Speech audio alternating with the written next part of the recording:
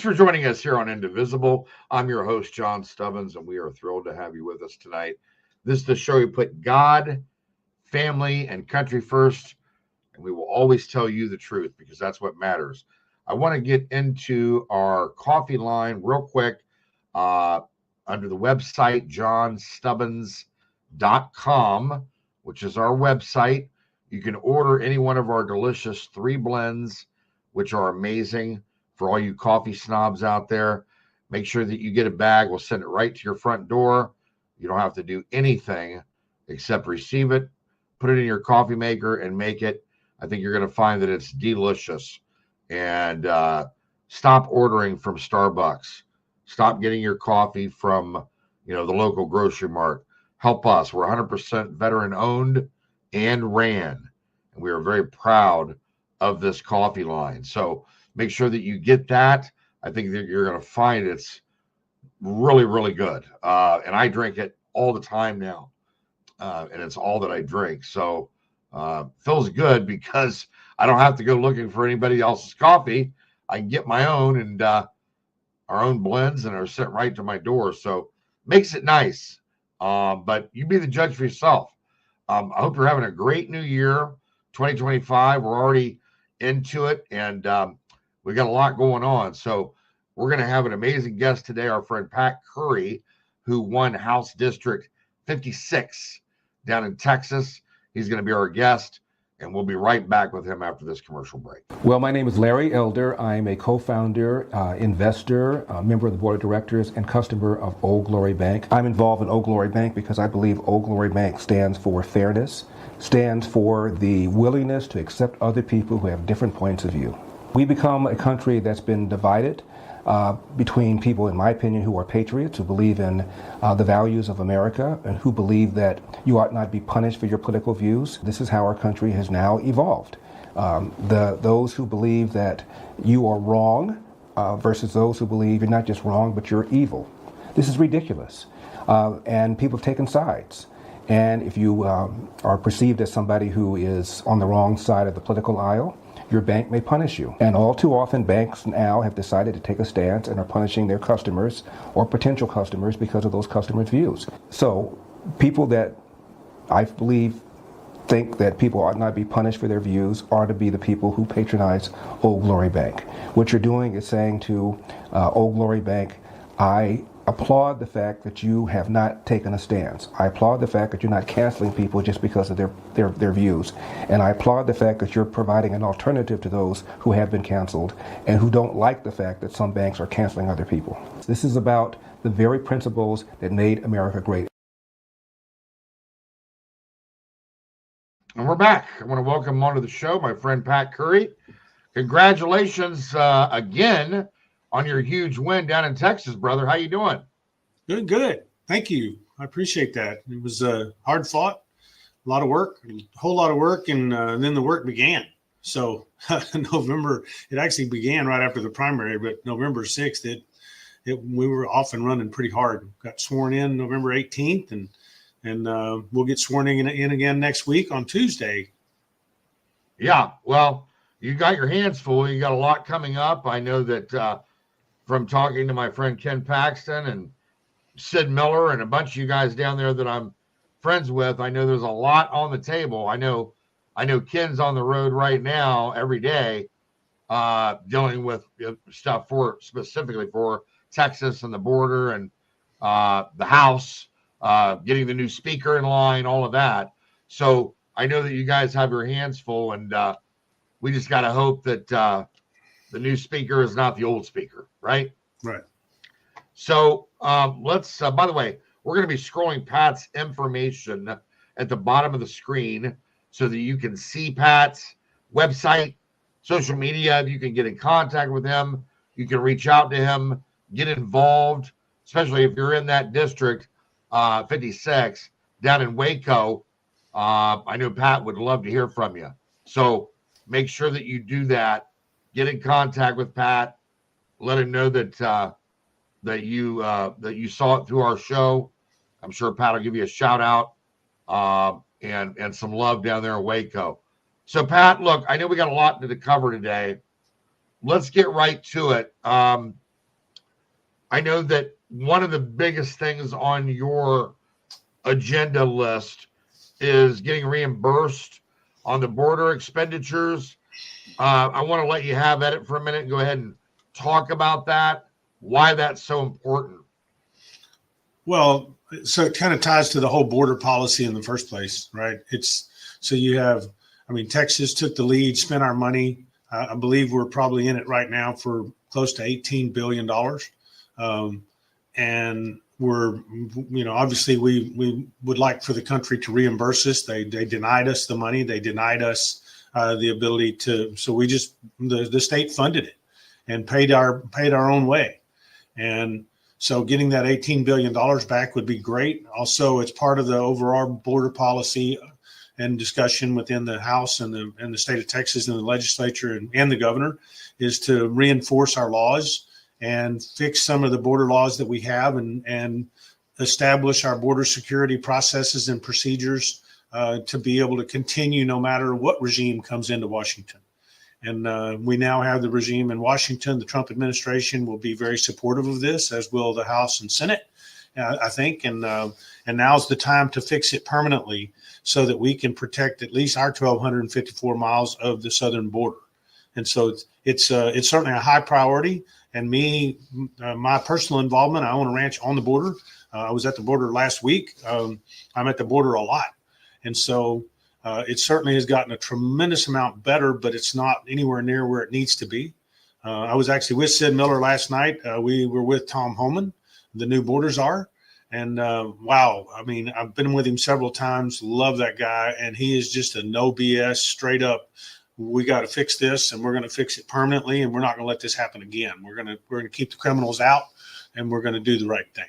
Well, I think that you'll be very happy to know that I work very closely with Tom. I'm sure you know that. Right. And Tom is not only a patriot, but he's the right man for the job at the right time.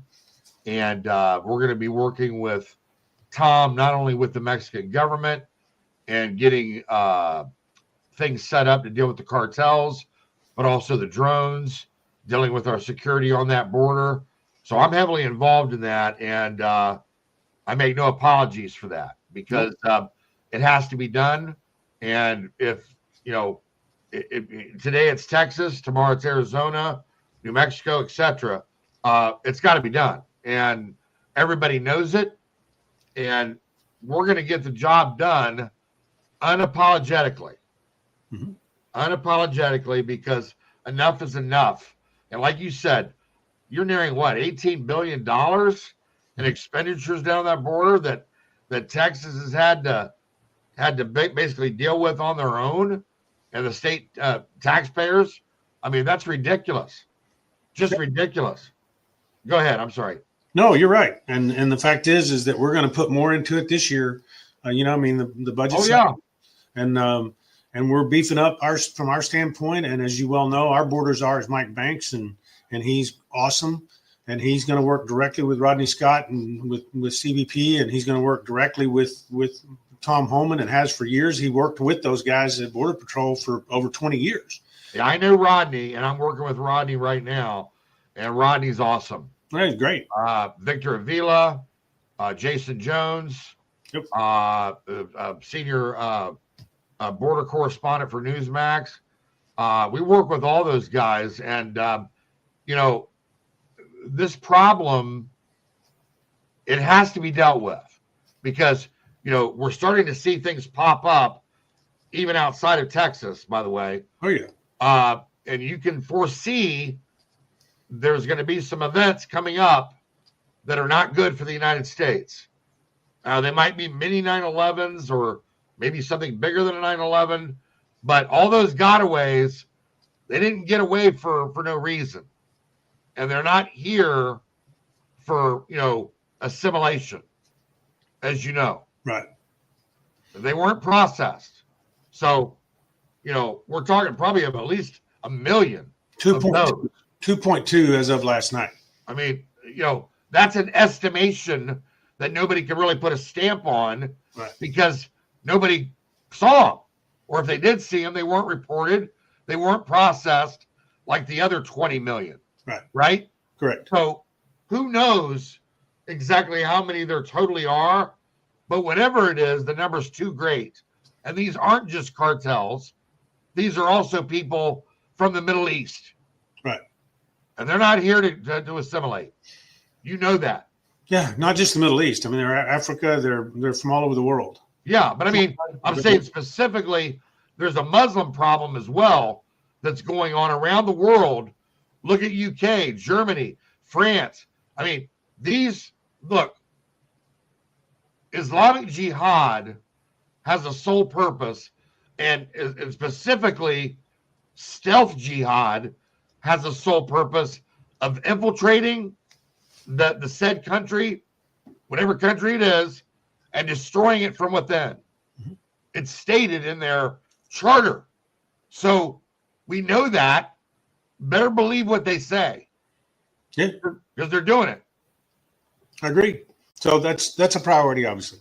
Absolutely. Now, in relation to the long-term policies on protecting the border, what do you anticipate the expenditures would be just for, say, 2025? I would guess that it's probably another $5 billion in Texas alone, and probably $5 billion a year. And that's just a rough number, but that's not too far off. $4 to $5 billion. Wow. Yeah. I mean, that's just a heavy burden for the taxpayers. Look, John, Operation Lone Star and Operation Lone Star Task Force, which Lone Star Task Force is the organization that Mike Banks and Sheriff Roy Boyd put together to go get sheriff's departments and law enforcement throughout the state of Texas, and now starting throughout the country, to join and be a part of the border security, not only when we need the help on the border to be able to send people. So McLennan County, where I live, is part of that. Sheriff Parnell McNamara has been a border advocate for years and years. He started his career 30 years, 40 years ago, whatever it was, on the border in Del Rio with the U.S. Marshals. And he retired from the U.S. Marshals, and he today was sworn in on his fourth term as our sheriff in McLennan County. We are part of Operation Lone Star Task Force, and we're on I-35. We're on the corridor. And so we're part of the communications piece. We're part of the whole piece, the whole part of the puzzle. And I think spreading that throughout the nation and getting law enforcement throughout the nation to join into this effort is critical. And Operation Lone Star and Lone Star Task Force are the model for doing that. Absolutely. And by the way, just so you know, that model was a big part. You know, Governor Abbott obviously it has a huge role in this. But then you also have that model was designed with Mike Banks and Tom Holman and Rodney Scott. And this whole group has pulled together to develop this model. And then we, in the state of Texas, we've all worked together to help expand it during this time of the Biden administration. And now we've got the ability to really make it work extremely well. Sure. Go find these children. There's over 320,000 missing children. You know, our job is to get rid of the fentanyl, get rid of the drugs, shut the border down, get people standing in line that truly need asylum and come in legally. Yeah. We need people to be legal. Absolutely. So yeah, I'm with you. I'm unapologetic about it. It needs to be done. It's got to be done, and we're going to do it. Well, and you know, it's interesting because I've seen a lot of video from the other side of the fence with the cartels, and also the other part of it is the fentanyl now. The big thing being mixed with the xylazine, mm-hmm. which they call the zombie drug or whatever. You see what it does to people. Sure. You've seen the videos. I mean, it's highly disturbing at the very least, and obviously illegal, but think about the lives being destroyed. And then when it comes to the trafficking part and the component of that, you get these cartels in here thinking that they can do whatever they want on our soil. And now you're going to start adding to those numbers of kids. And they're not just going to be kids that are coming up through these caravans. You're going to have kids in America going missing. Yeah. And we got a real problem in our hands here. Well, you got between that, the sex trafficking, the drugs. I mean, we could go on and on and on, John. I mean, it just is what it is. And so the good news is, and I will tell you, I mean, I stand in awe of where we are. The adults are now running the January 20th. The adults are in place instead of adolescents. Right. And you don't have stupidity being, the team. It's going to take an entire team. We need to get Kash Patel, approved by the Senate. We need to get several people approved to support the effort of what Tom Homan and President Trump are doing. And so all that's got to happen. But the reality is you could not ask for a better team and a better person than Tom Homan and Rodney Scott and those guys to lead this effort. You couldn't ask for a better solution than this. So I'm on that team, brother. I get it. I'm happy. we will be secured. I'm not happy. I'm still mad. I'm happy to be a part of the team. Okay. We got work to do, but being a part of the team is the first step, because we know who's serious and who's not. And that's been proven out over the last 4 years. Yeah. We're going to take a quick commercial break. We'll be right back with our friend Pat Curry. Hunter Nation is the ultimate we the people in the conservation community, holding our elected employees accountable to the hunting, fishing, trapping, freedom lifestyle that has brought wildlife back to the healthiest and most thriving condition in our lifetime. HunterNation.org is the epicenter for freedom and wildlife conservation in America. I am Hunter Nation. He was a victim of the unlawful crime. If you don't trust them, you think they'll leave. Greatest civil rights violations in American history. Their investigation. A window into the Trump campaign. Unfortunately, it can happen to anyone.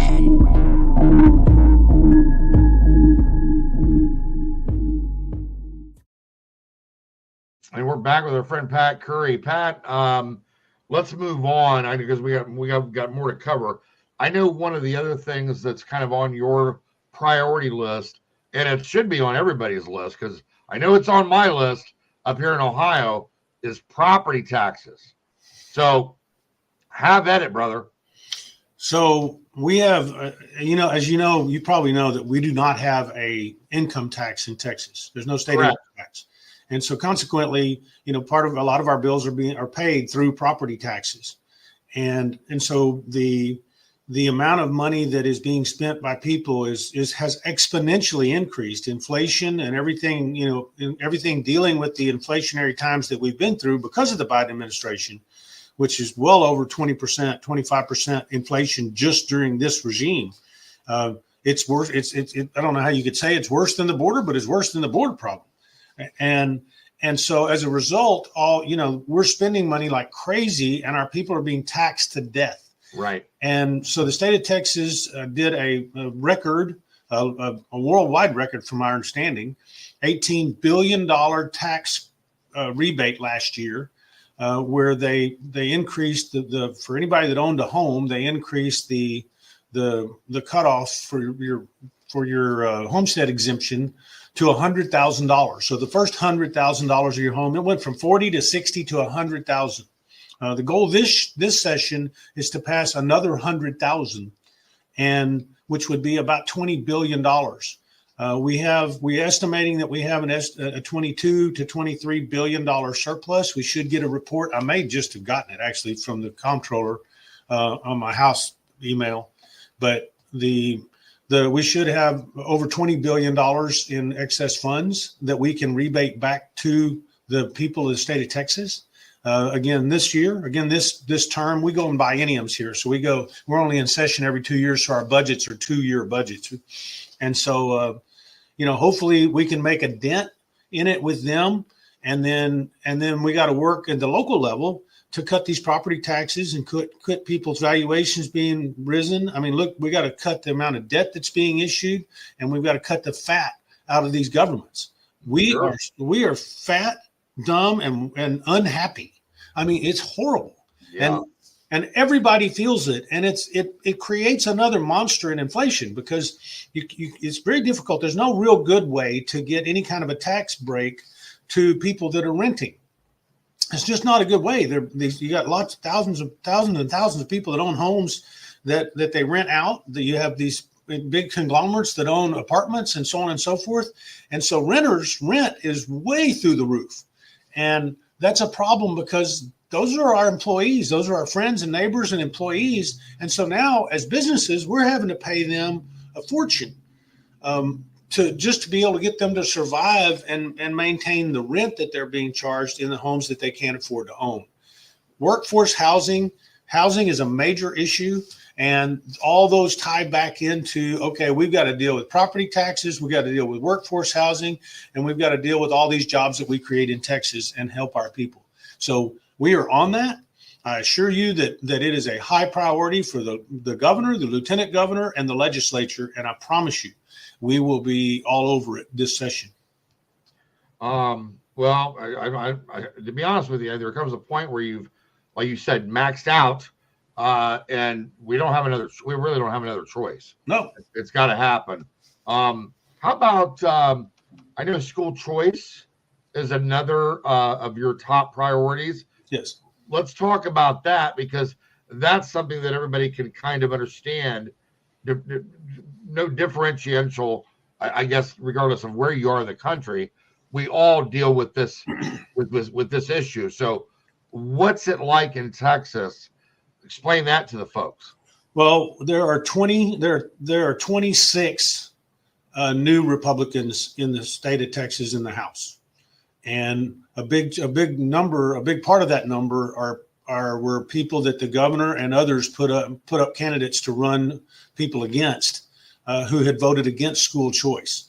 Giving the parent the choice to be able to take their child and move them into another school, whether it's private, wherever they want to go with it, is critical. As a parent, I want a choice.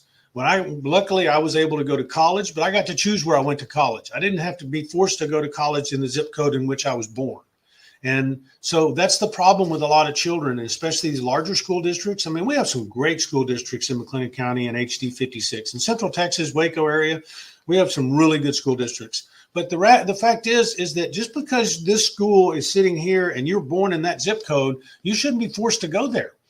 And we're funding, I mean, we'll spend $93 billion in Texas on education alone. We have 5.2 million students. And so it's a crazy amount of money that's being spent, and the test scores and the results are just not there. Competition makes everybody better. When I have competition in my businesses, I'm better. And so I will tell you that school choice and a well-run school choice program, similar to what you see in Indiana. Indiana is a great program, and it's been very successful. And oh, by the way, the public schools have grown over the last 10 years in Indiana. They've grown by 300 schools and 3,000 students, or 300,000 students, I'm sorry, and 300 schools. That's a great number, but yet their school choice program has been able to make those scores go exponentially up. Teacher pay goes up. All those things happen because of the fact that they have competition. They may have competition where the teacher can go form a micro school. It doesn't have to be a private school. This isn't about rich people and their kids going to private school. So school choice and giving parent choices is a real thing. And it's very successful in Florida. It's very successful in Indiana. It's very successful in most of the other states that it has been implemented in. We are working very hard, and I believe we'll have the votes to be able to put school choice into Texas, and we will fund it separately from education funding. So it's its own bucket of money. It's a separate bank account, has nothing to do with education funding, and we'll have the guardrails in it to be able to watch and see the results of it. And I think you're going to see that pass this session. I think that's music to Texans' ears, and I also think that it's going to be a great test case to lead by example for the rest of the country.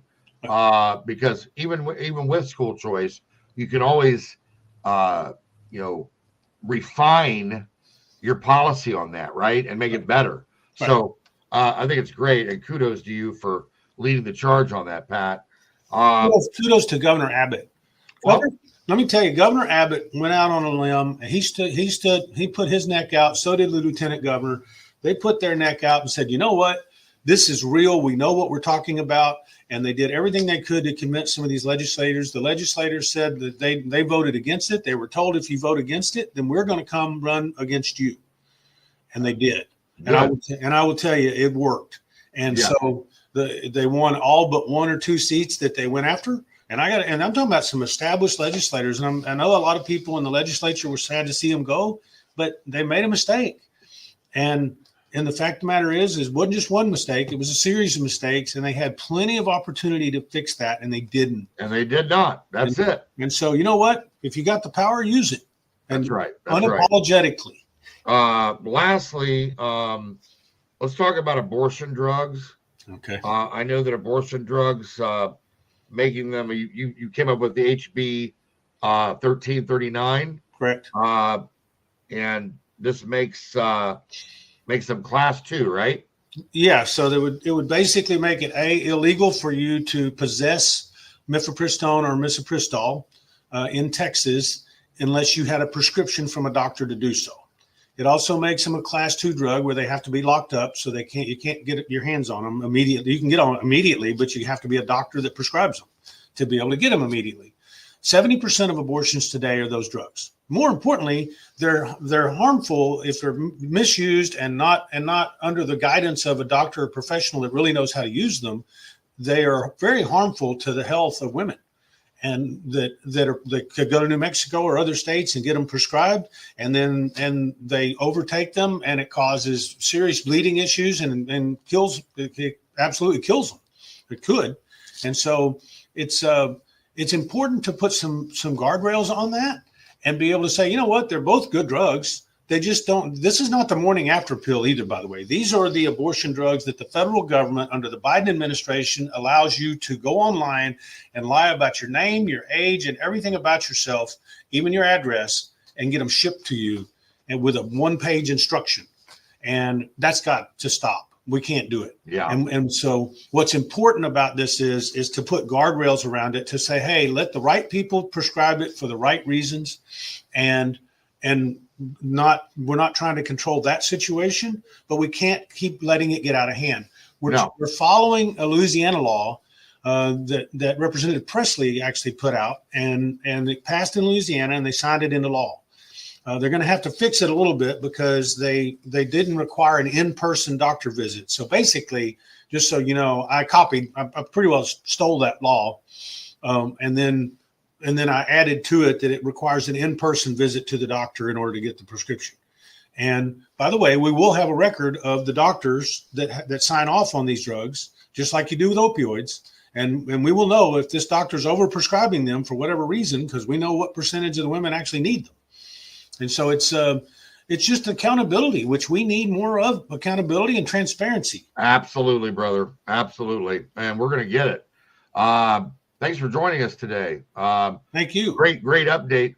Hang back in the green room. We'll talk with you here in a minute when the show's over, okay? I'll be there. Thank you. You're welcome. We're going to take a quick commercial break, and we'll be right back. By now, you've all heard me talk about Mike and his great products. Well, guess what? Mike's now introduced his MyPillow My Slippers, which are fantastic. Great on my feet, soft as can be. I love them. Mike's taken over 2 years to develop these slippers. He's designed them to wear indoor or outdoor all day, all night long. Made with MyPillow foam and impact gel to help prevent fatigue. Made with quality leather suede. For a limited time, Mike is offering 40% off his new My Slippers. The My Slippers are so comfortable, you're going to want to get them for the whole family. Go to MyPillow.com and click on the radio listener square and use promo code Indivisible. You'll also get deep discounts on all MyPillow products, including the Giza Dream bed sheets, the MyPillow mattress topper, and MyPillow towel sets. Or call 1-800-716-4639 and enter Indivisible as your promo code. We're out of time, folks. Great show tonight. It's really nice to have Brother Pat Curry back on the show. And we'll get more updates from him in 2025 as we move through the year to follow what's going on down in Texas. God bless you. God bless your families. And God bless America. We will see you next week.